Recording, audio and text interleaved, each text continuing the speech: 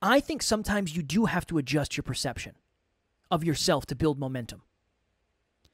Maybe the first thing you do is not adjust your behavior.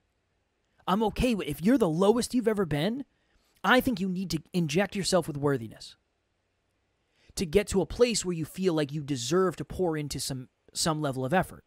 But I think that doing all you can with all you have is the way human beings feel fulfilled and worthy. And I think fulfillment is a combination of self-belief and self-worth. How you feel about yourself when you're by yourself is a quote that I think is really powerful. Next Level Nation, welcome back to another episode of Next Level University, where we help you level up your life, your love, your health, and your wealth. Today, for episode number 1766, what are your prerequisites of worthiness?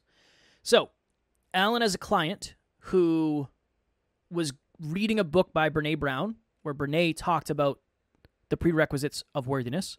Alan's going to go into that, but I just wanted to give an example. And very transparently, this is the second time we're recording this because I butchered the numbers so badly the first time that I told Alan, like, I want to make sure it's valuable. It's not because I'm embarrassed that I don't know the numbers. You know I don't know the numbers, but I don't want somebody to have to sit through 5 minutes of me going through numbers. Okay, so there was a meme on Instagram, and I think it ended up becoming a song, and it was this kind of viral thing, but it was a young lady talking about how she wanted to date someone who was 6'5", and in finance, and I think made a certain amount of money, and all these prerequisites.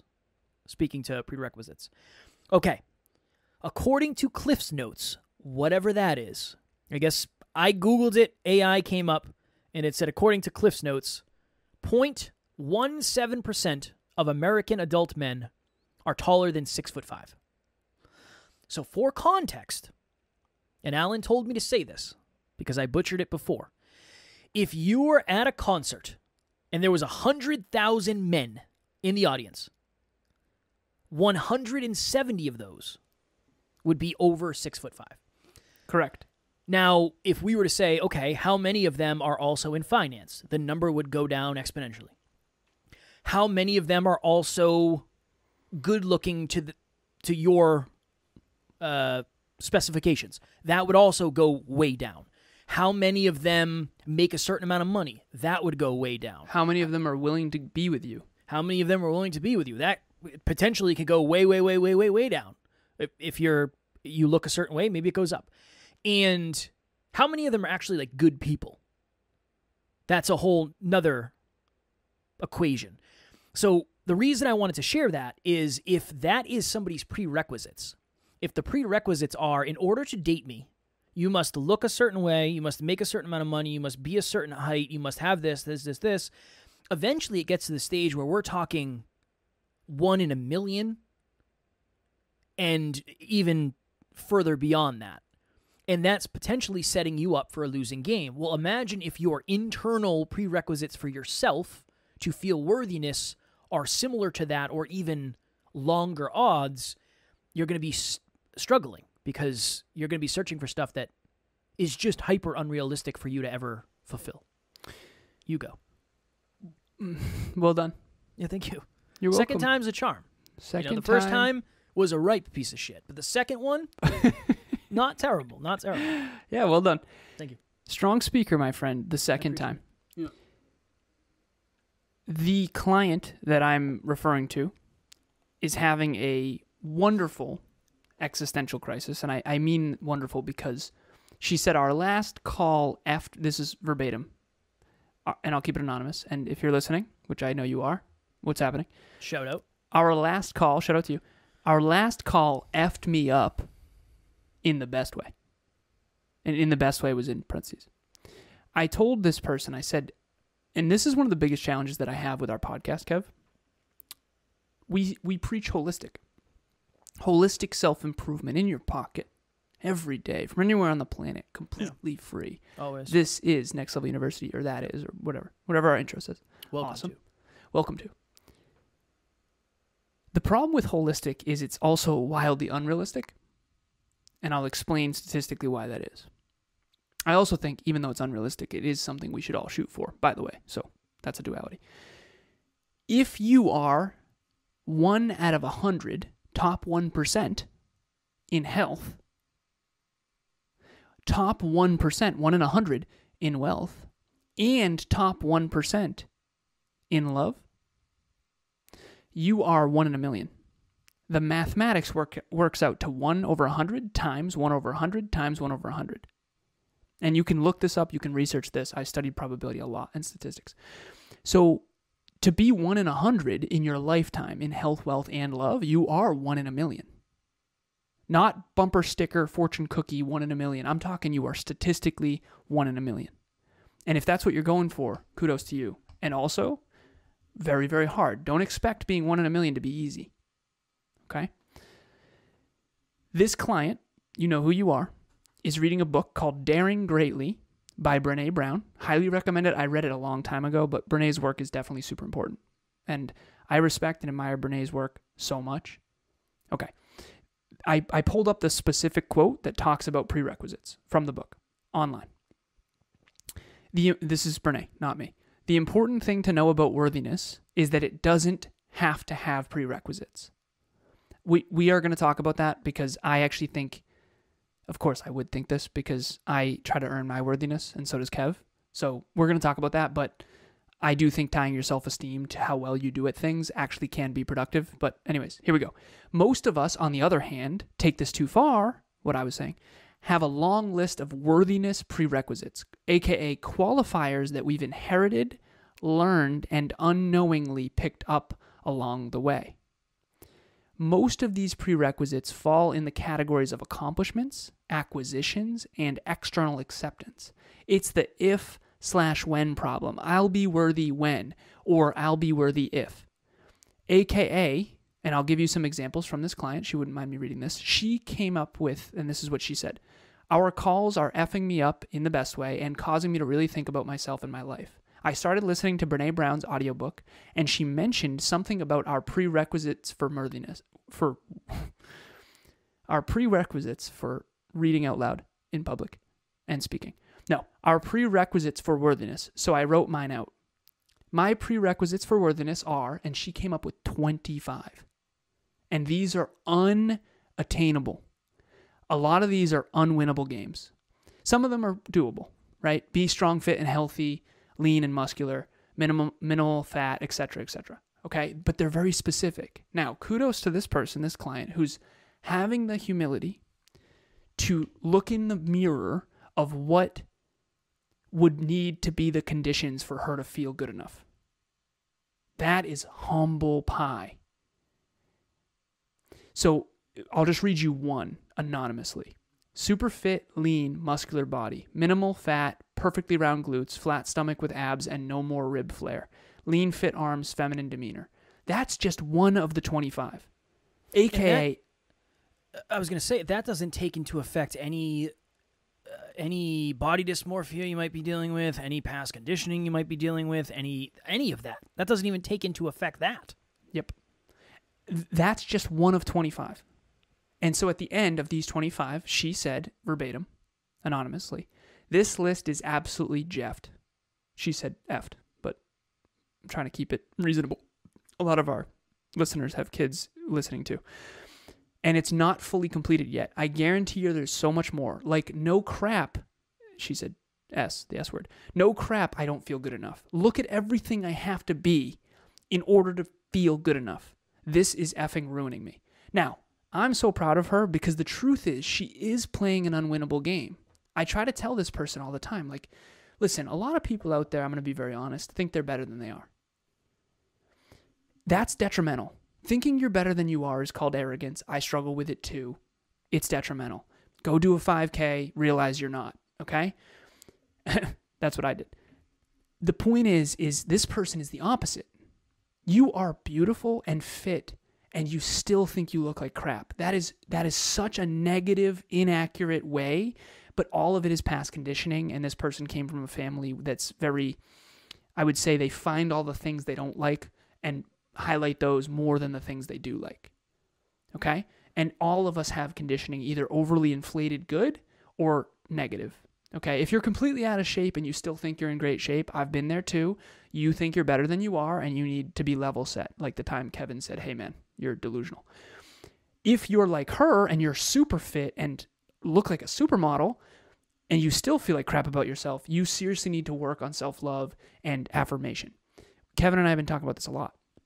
So for everyone, including Kevin and myself, we need to understand what are the prerequisites for worthiness, because I think that's a game changer. I can tell you one of mine for sure is take care of Emilia and our family. Another prerequisite would be take the high road, like we talked about on the last episode, or 2 episodes ago? 2 episodes. No, last episode. My goodness. Yeah. So the existential question that we all need to ask ourselves is what are the prerequisites for worthiness that would actually help me create a life that, yes, the game is winnable along the way, but also it keeps me striving toward better. Because if you need a Lamborghini in order to feel worthy, you basically will feel unworthy until you get the Lamborghini. But if you need a Lamborghini and, you'll pretty much never feel worthy. And then by the time you get all those things that are external, you will realize that didn't solve the worthiness issue fully.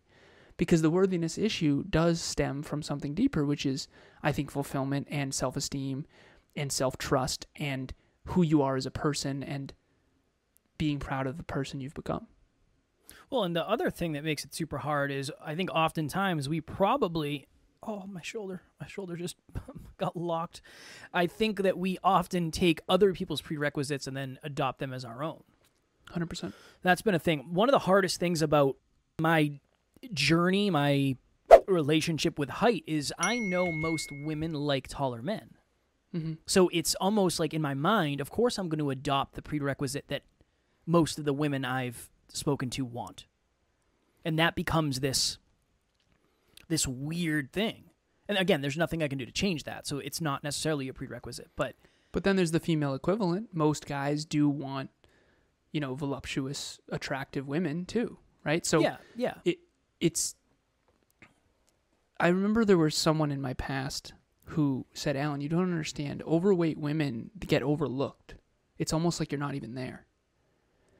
And I would say the same to a prepubescent looks like he's 11 when there's grown-ass men in high school who can dunk basketballs. Like, I felt the most overlooked. Full beards. And I'm sure you feel the same way. You're very overlooked as, literally and metaphorically, as someone who's a short man. If I wasn't in good shape and I didn't have tattoos, I think I would be way, way, way, way, way more overlooked. I think that's one of the reasons I focus on fitness. What if that's one of the reasons you did them? Yeah. Well, I think it is. I was talking to somebody about that recently. We were talking about fitness and how it can be like a crutch. And I think it's a positive crutch. But the thought was, well, when you lean into fitness, what are you running from? It's probably insignificance. I knew I couldn't grow this way, but I knew I could grow the other way. And I think people value that. It's like, well, okay, maybe you value somebody who's tall, but they were born with that. I didn't do anything to achieve that. Watch me go to the gym and get in really good shape. At least I achieved that. And I'm in control of that. And I think that's something to be, drawn towards. But that's that makes it super hard. And then there's the whole, I think a lot of achievements start, and I told you this, Kev, before we started recording, but I have a digital asset that I use called the 4 buckets of success. It's essentially, and I talked about this on a podcast recently, because they asked me to tell my story. I really appreciate it. But I basically said at the end, I went through all 4 buckets, and I can simply explain it. But I want all the listeners watching or listening to this, think about your own life. Kevin and I went through all 4 of these buckets. I actually wrote a blog about it, and you're in it, by the way. Oh, man, I finally made it. Yeah. Nice. All 74 readers. All right, so bucket 1 is being, and I think this is where we all start, you're unsuccessful and unfulfilled. And so I use, when I was a busboy and a cart kid at a golf course that I really didn't feel valued. I remember one of the waiters who was training me ended up throwing biscuits that were burnt at me. Oh, it was brutal. And he made me feel so terrible. And he was jacked and he was an asshole.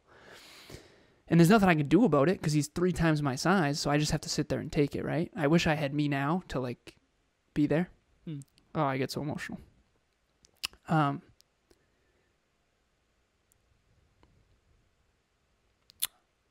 just really hate bullies. So I was unsuccessful and unfulfilled.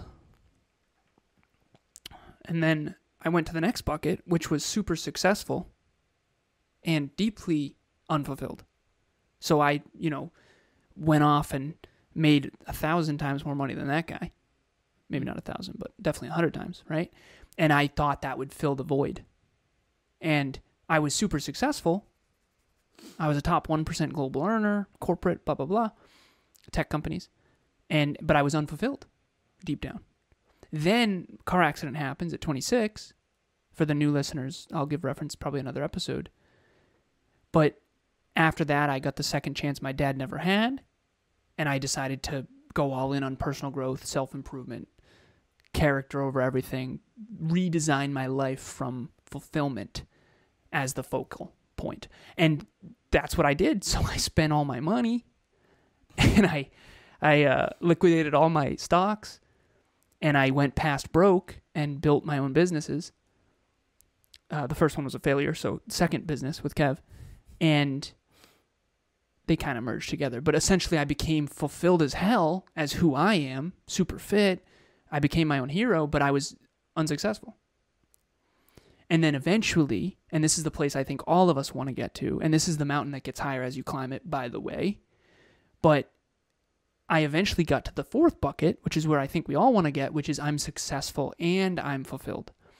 And I want my future to be an amplified version of what my present is.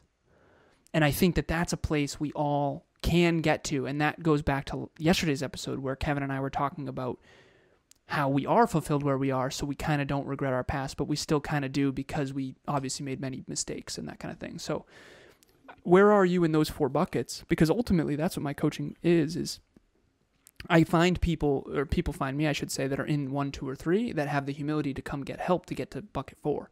I mean, some people are already super successful and they're deeply unfulfilled in business and they need to redesign their business because it's no longer aligned with who they are.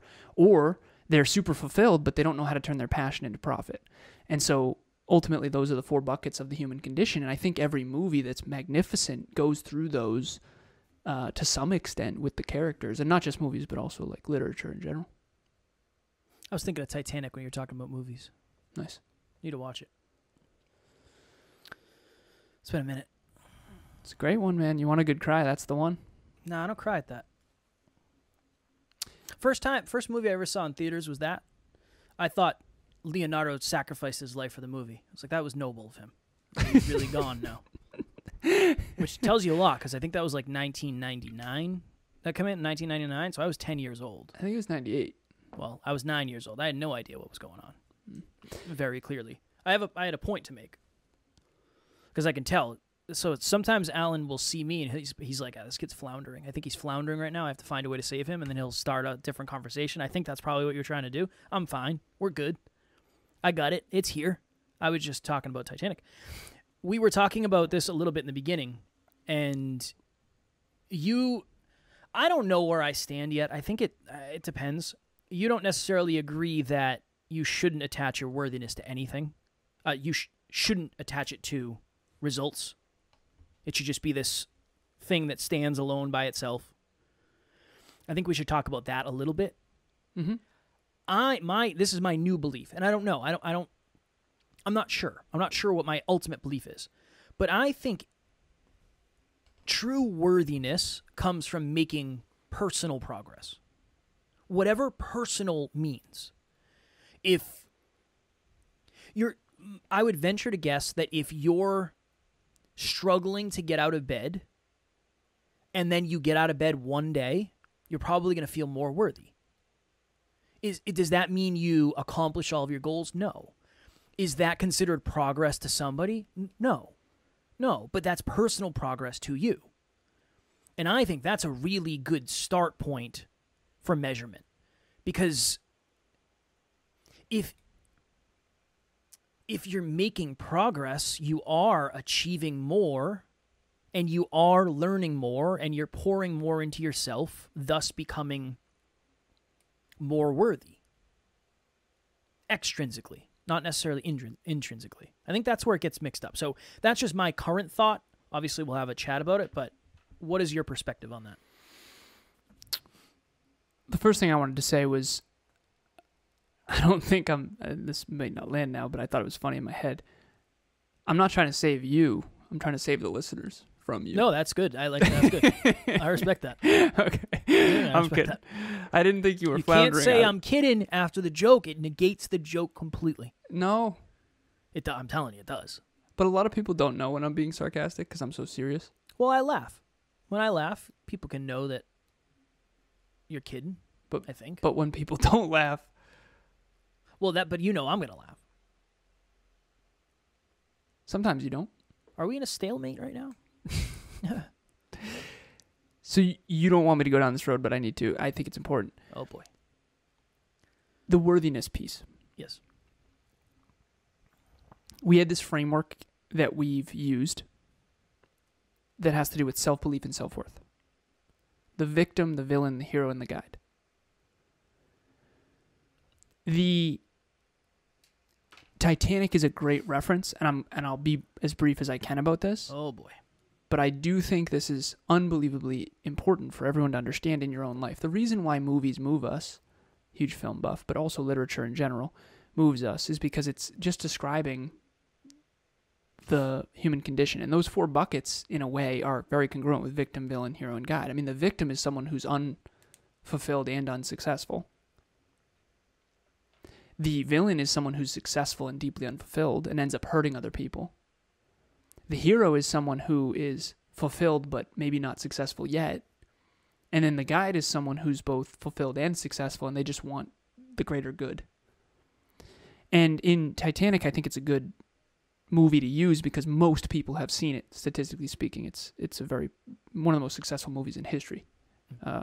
It was on the top blockbuster chart for... Well-deserved. Basically until Avatar came out. So... for 20 years or something? 15 years? Something crazy? Yeah. Avengers Endgame is also up there now, which really pisses me off. Honestly. I don't like Endgame as much. We can't get into it. I've never seen a single one, but I'll be damned if some Marvel thing's going to take Titanic down. Pun intended? No pun intended at all. It's just, what a masterpiece. We're going to... Yeah. World the class. Time, the CGI, the story. It's the greatest film ever made. It's unbelievable. It's just Endgame. So the victim in Titanic is actually Rose.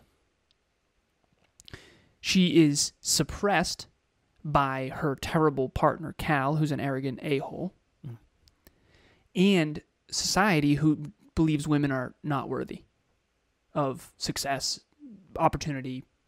Right, this is the early 1900s. I don't even think the women could vote until 1920 in U.S. or something like that. I don't even know. It's wild. It's wild. It's ridiculous.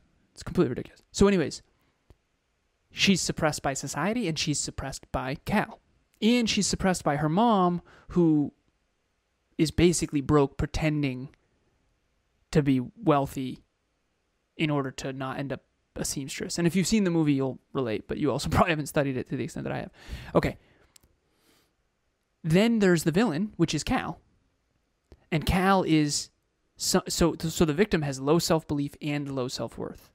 And the victim feels trapped and suppressed.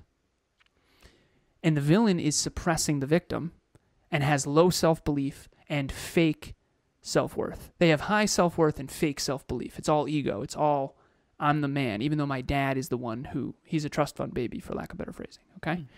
And so he basically uses his money to control Rose. And everyone who, you can sense it. You can sense that he's someone who doesn't believe he can build his own wealth. He is basically entitled as hell and thinks he can use his money to control other people, right? And he thinks he's better than other people because of his money, even though he didn't earn it. And that's why it's such a powerful story. And then Jack Dawson comes in, Leonardo DiCaprio's character, who is the guide.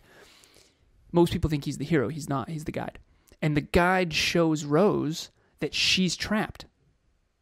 And that if she believes in herself, she could get untrapped. They've got you trapped, Rose. And you're going to die if you don't get out.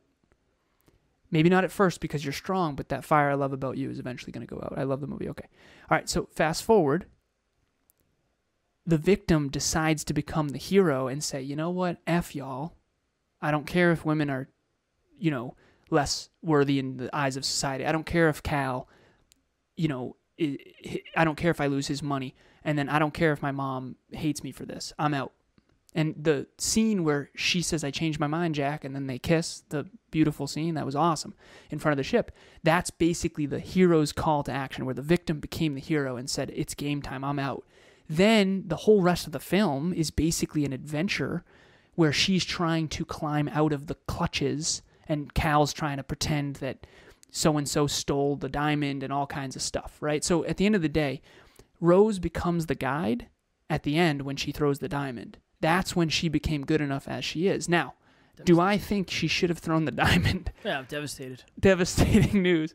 Money. But the truth is, she threw it, and that is proving to herself that she is worthy without the money. She's fully worthy. She completed her life's mission, so to speak. And again, it's a metaphor, but it's really cool and it's really powerful. And I think that that's where we all want to get. We all want to get to the place where no amount of money would ever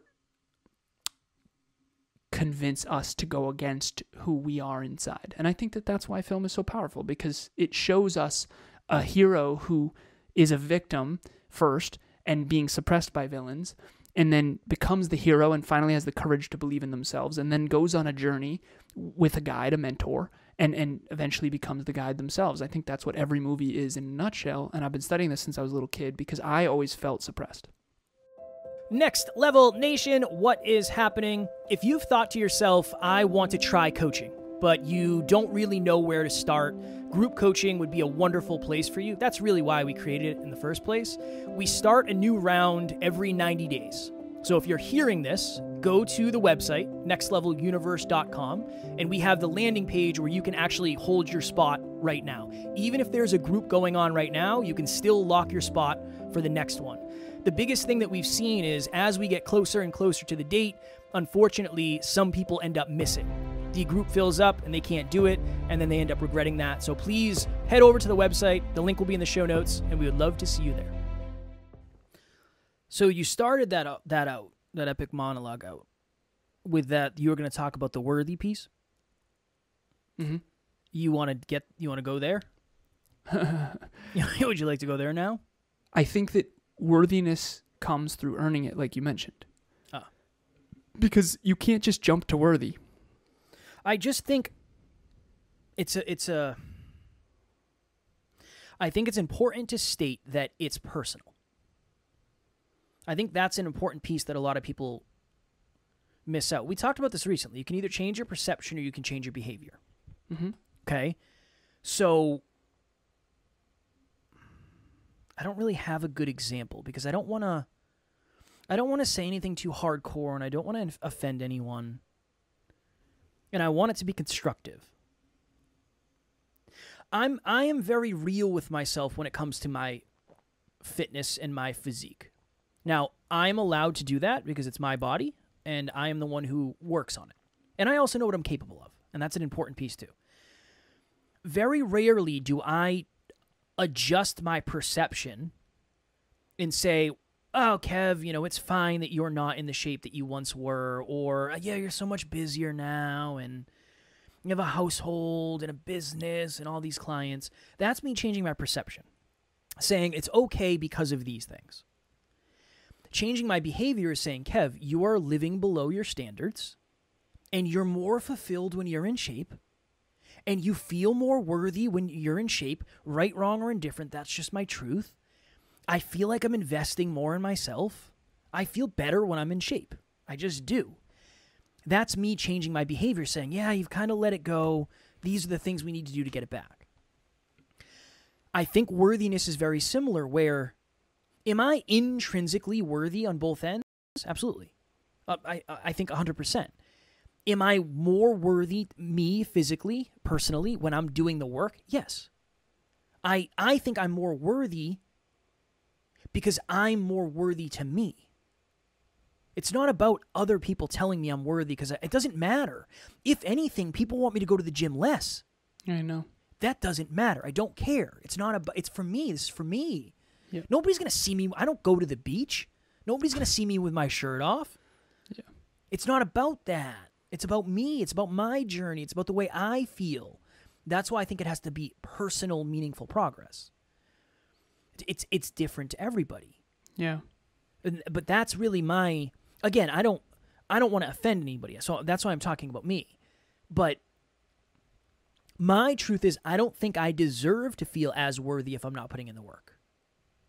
That's my belief for me. I'm not saying you have to adopt my belief.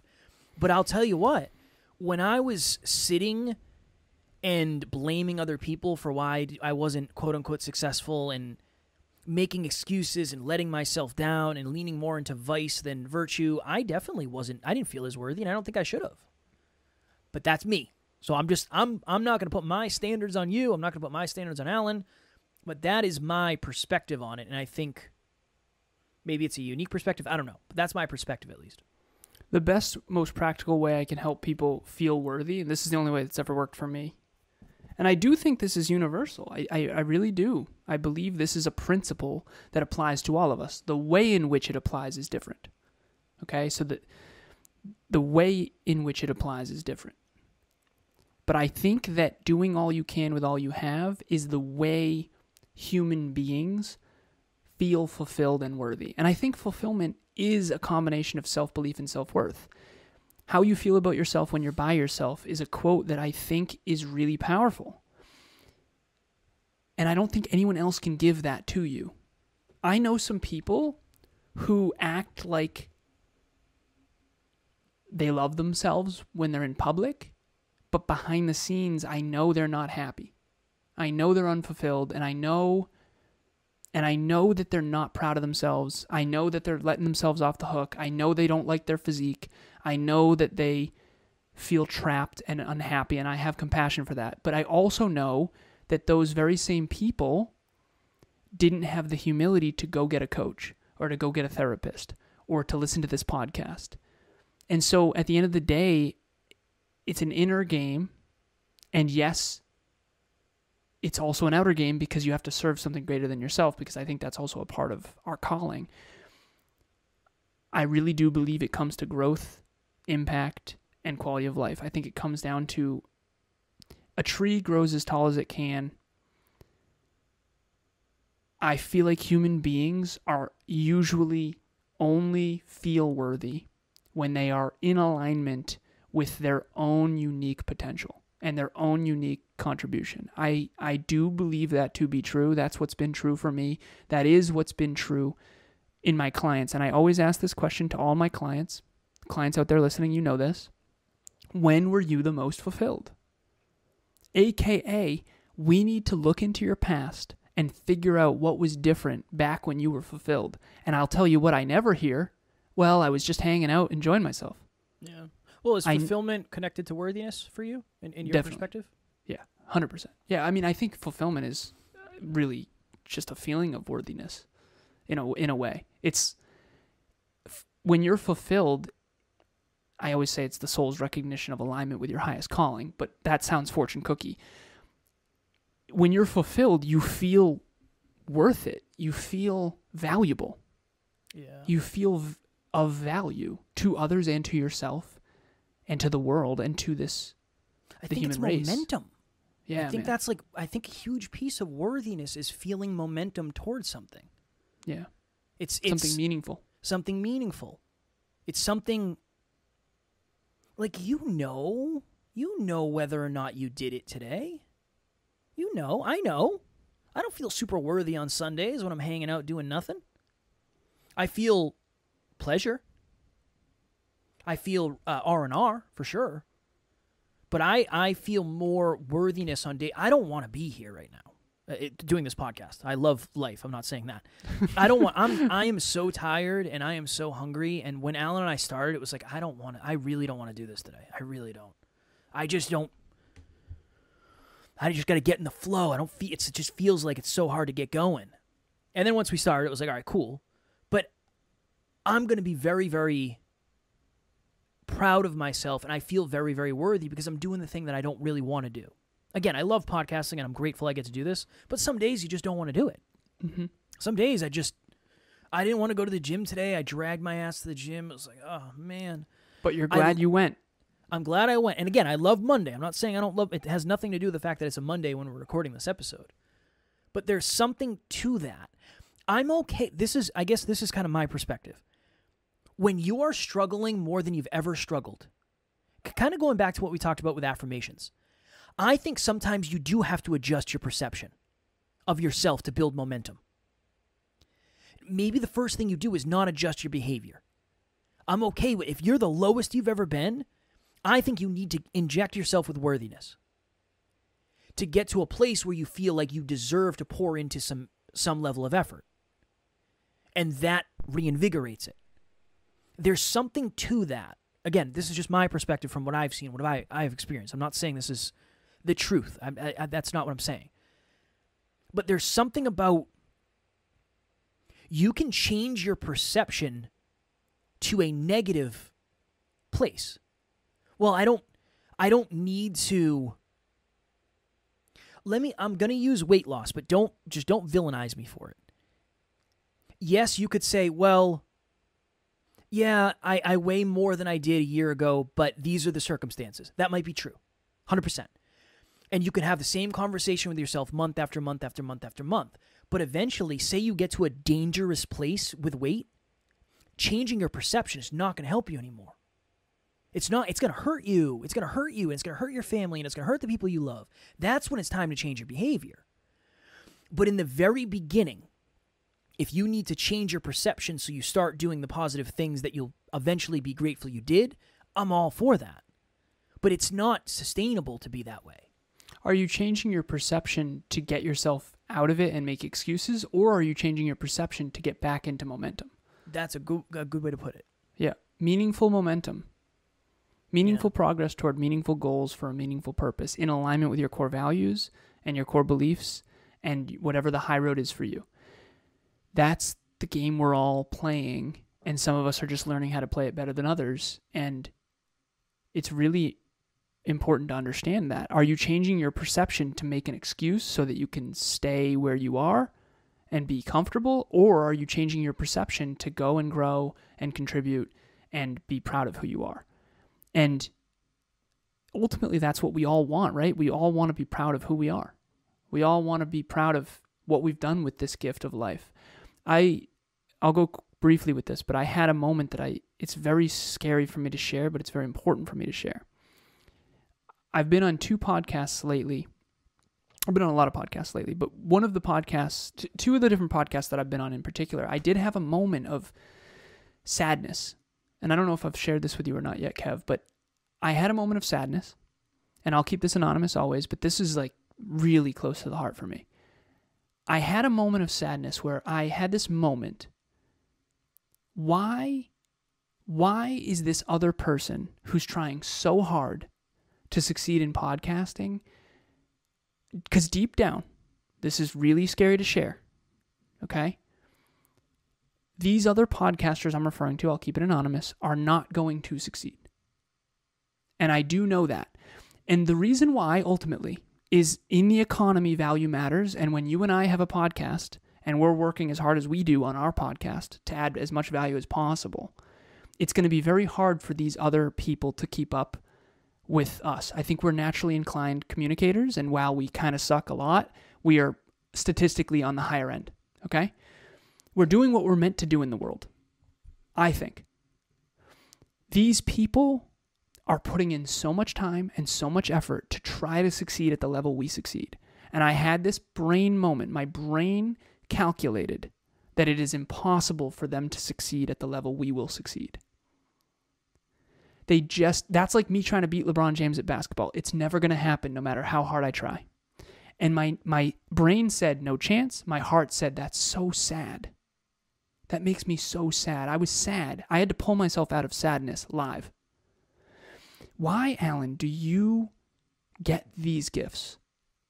Why are you so capable? Why do you get to be so smart?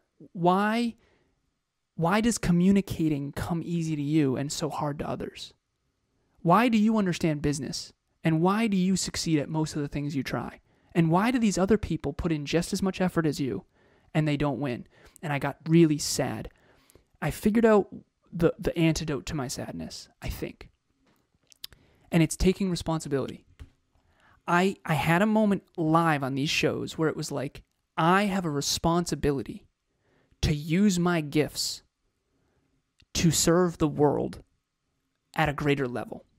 And that's the way I earn my worthiness. Because otherwise, it was just given. For those of you out there who do feel gifted, why do you deserve that? Like, think about it. I've always felt very gifted, and I don't now, statistically speaking, like upbringing-wise, no. I was very blessed to have two main things. I was in a country that believed in equal opportunity, and I got financial aid to go to college, and that changed my life. And I thank you so much, because I didn't technically, I earned it because I got really good grades, but luckily my country believed in me, okay? And I'm not necessarily pro-US type of thing. I'm really grateful that Massachusetts believes in equal opportunity, and I had the privilege to go to college when most kids in my circumstances couldn't go, okay? That's number one. Number two, I was gifted with this big brain, big, beautiful brain. Those were my two advantages, and through therapy and working on myself and that's pretty much it, to be honest, which is also a whole nother conversation. But the point is these podcasters that I'm referring to do not have those two things. They are not well educated, and they do not have the brain capabilities that I have. And that made me so sad. And I realized that in that sadness, I decided I am going to take responsibility to maximize the good I can do in this world. Because that's how I earn my worthiness on this earth. And I do believe that all of us, to some extent, can make that decision. And I think it's how you be fulfilled. I think that's how I can be fulfilled. Because when I was a kid, I used to wonder, why do I get to be good at stuff? Like, why am I so much better than other people at stuff? I don't understand. Almost like I was sad for them more than happy for me. And now I realize that sadness after 26, when I got the second chance my dad never got, I decided to take that sadness and transform it into helping the world build a bigger, better, brighter future. Helping those very podcasters that I'm referring to and many others do the best they can do. I can help you. I have tools you don't have. I was given gifts you weren't given from whatever, nature. I can leverage those and I can help people with those gifts. And so for me, that's the only way I've ever been able to feel worthy, is take responsibility for the greatest possible good that I can do on this planet and just go, baby. And that's what I do. And that's what we've been doing for 7 years. And we've been doing it in some ways very well, in other ways pretty terribly. But I think that's where worthiness really is germinated, for lack of a better phrasing. Germinated? Yeah. I've never heard you say that before. I do believe that's where worthiness comes. Yeah. No, it's fair. I just never... Doing the greatest good. Yeah. I've just never heard you say germinated before. I think it was very well said. It just germinated threw me off. I wasn't ready for that. Thank you, brother. You're welcome. It's it's a hard thing to talk about. It's a very hard thing to talk about. I know that the more I work on me and the more I ultimately try to be a better me, I feel more worthy. But I also understand that I feel like I've always had a pretty weird relationship with this. The reason I'm not more successful is because I'm not good enough. It's not intrinsically. Intrinsically, I'm a wonderful human soul, and I love people, and I would literally give you the shirt off my back. Can you go down that real quick? When you say not good enough, I don't think it translates. I'm not valuable enough in the departments that I need the value to be in. I'm not a good enough speaker. I'm not a good enough business owner. I'm not good enough at making money and spending less money. When I say good enough, I'm not competent enough. I do not possess yet the skills necessary to acquire and sustain the level of results that I aspire for. Yeah. And intrinsically, that's okay. You are good enough, but yes. Extrinsically, in the external world, you need to develop. I'm not capable of creating those results yet. Yep. I'm not. If it was a masterpiece that I had to paint, I just don't know how to paint it yet. Mm-hmm. I'm not saying that if it got painted, I wouldn't feel comfortable hanging it in my home. I just don't know how to do it yet. I'm not there. There's a lot of skills that I need to, because if that wasn't the truth, then anybody could do it.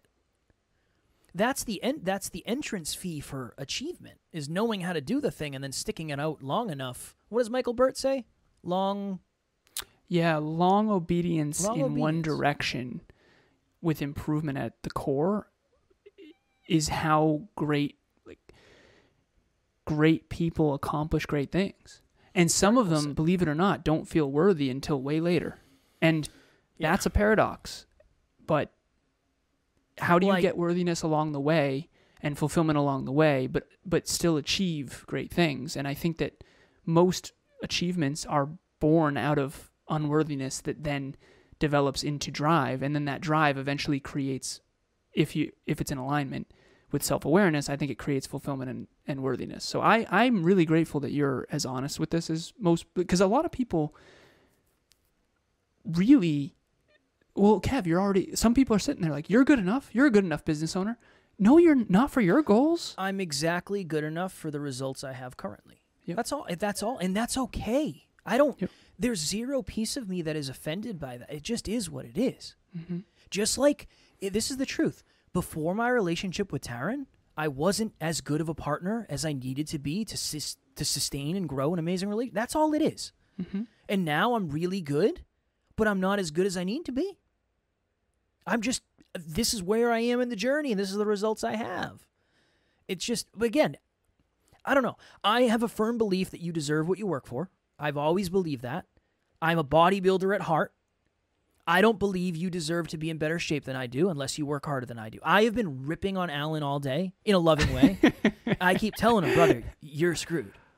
Like, if we weigh in on the same day, I'm going to look better than you. Do you want to know why? Because I know I'm suffering more than you are. 100%. I deserve it more than you. And I didn't argue it. I know. I didn't argue But it. that's just an example of... It's perfect. I deserve it more than Alan does. Yep. Than Alan does. It's an empowering belief. I think so. Real quick, I'm currently good enough to run an average of 7:30 average mile time during a 5K in the summer. That is the truth. Yes. That is my current worthiness. I am currently worthy of getting 24-minute 5K complete in a summer humid day. That is my current worthiness. Why? Because I earned... The person who won the 5K is currently worthy of a 15-minute 5K. Yeah, they're worthy of being a superhuman is what Yeah, exactly. And who worked harder at running, me or that guy? That guy. 100%. And if they stepped on the podcast microphone, we would know the difference too. And that's okay. So it's a choice. And Kevin and I, we came from, some challenging beginnings without dads, and we have had to earn our keep from the get. There was no trust fund. There was no safety net. There was no parents going to take care of us type of thing. So we had to learn how to survive and thrive. And I think that's why these episodes always feel so hardcore to us. You have a trust fund. I've actually been siphoning money from it slowly. Nobody knows but me. No, I don't. I'm the first Lazarus who's non-Greek ever. Brother, no trust funds over here. My father passed away. My stepdad left at 14, and I went, I am screwed if I don't figure this thing out. Probably one of the best things ever for us is not having trust funds. Agreed. Sure. I would say that would have thrown this whole... I'd be partying hard. And you'd feel super worthy. The hard part is, this is the kind of effed up piece of the whole thing. Unfortunately, people tend to listen to the people who have the most results. So there's people out there right now who have millions of followers and millions of dollars or whatever it is, and they might tell you that they feel worthy for X reason, and that might not be, they might be lying. They might not even know what it feels like to really feel worthy. Yeah. Having earned it themselves. And this is like a whole nother episode, and we've done this a million times. For some reason, I'm holding two pens at the same time. I'm like just grabbing shit off the desk because I'm fired up. You know how many people on social media are lying about like everything? You don't think they'd lie about being fulfilled? There are people lying about everything. There's people that there's fitness models that sell programs on how to lose weight that Photoshop their pictures. You don't think they'd lie about being fulfilled? They already are. because they're not fulfilled, because if they were fulfilled, they wouldn't be editing, they wouldn't be photoshopping their bodies. They were already lying. So again, this fires me up. I love it. This is the thing that bugs me the most, because I love it. even I say this on, and we got to go because this just might be a 4-hour podcast episode. I even say this when I go on other podcasts. Please filter everything I say through your own filter and your own experiences. I'm not claiming to have the answers. I know my experiences, and I know what's worked for me, and I know what's worked for people I've worked with. But just don't assume everything I say is a fact, because honestly, most of it isn't. Most of what I say is an opinion. It's based on data, but just don't assume I have the answers to everything. But don't assume it's all off either, because I can't say that. Your perspective might be more valuable than someone else's. So I don't want you to discredit yourself, but I also appreciate the fact that you have the humility to actually say that, because it is a perspective. It's a perspective. And it's certainly better than when you were 30, but not as good as when you're 40. And hopefully we're all getting wiser. So, yeah, this was fire, man. Appreciate it. Yeah, 50-minute episode. We haven't done one of these in a minute. How are your... let me do the post-game interview. Alan, you really left it all out there on the court. 37 points. How do you feel, brother? I would say I think we played pretty good. You know, I think this is the mark. This is the mark of a good reporter. They're like, yeah, I think we played pretty good. You know, gave 110%, and you know, I think we played pretty good tonight. So, hell yeah! All right, back to you, Jim. All right, things are getting weird. If you have not yet, maybe this will be our new tagline. It'll be like self-improvement. You know what that was from, by the way? Some people listening will. No. It's from Bedazzled. Never seen it. Oh, man. Huge crush on Elizabeth Hurley, just never saw it. Elizabeth Hurley was in that? Right? Yeah. Bedazzled had some Beautiful humor. funny moments. Brendan Fraser? Yeah. Funny moments. Brendan Fraser had a huge fall, not a fall from grace. For some reason, people hated him, and then he came back, and he took the world by storm. As long as he's a good person, good for him. So shout out to maybe Brendan Fraser. Bedazzled might be a guilty pleasure for you. It was... I think it's funny. Highly unlikely. I think it's funny. Highly and unlikely. There's some cool moral lessons in it. That's all I'm saying. And that's for that reason I know it's not going to be a guilty pleasure for me. I'm just saying there's some funny parts. Usually don't have a silver lining of, whatever it is you're trying to get All good at. movies have a silver lining of a theme that's powerful. Some. Scarface, what is that? What's that about? The Power gets to your warning head. of power and excess. Yeah, but I mean, I like it because of the blood and guts and cocaine. I enjoy that movie because of that, not necessarily because of the you watch movies for the takeaway. I watch movies for the movie, for the entertainment. Yeah. For me, it's the lesson. It's the life lesson. And when I said cocaine, I'm not saying I do. I'm not talking about me. I'm talking about the movie. Never. You know what I mean? I don't want people to get the wrong, because I know I'm off the, it's a good disclaimer. The reservation. Well, you gotta be safe. All right. If you have not yet subscribed and you're looking to get a little bit better every single day, I know, again, it's easy to wake up and say, you know what, I'm just gonna take it easy today. I don't need to get better today. What's one day? You never know. You might learn one thing, one lesson that changes your life. Hopefully it'll be from us, but it could be from another podcast, but hopefully it'll be from this one. So subscribe, whether you're watching or listening on whatever platform that is, and you'll never miss an opportunity to get to the next level. If you're out there, you want to start a podcast, reach out to Kevin at nextleveluniverse.com. Will be in the show notes. If you want to start a business, reach out to me, Alan at nextleveluniverse.com. My email will be in the show notes. As always, we love you. We appreciate you. Grateful for each and every one of you. And at NLU, we don't have fans. We have family. We will talk to you all tomorrow. Talk to you soon.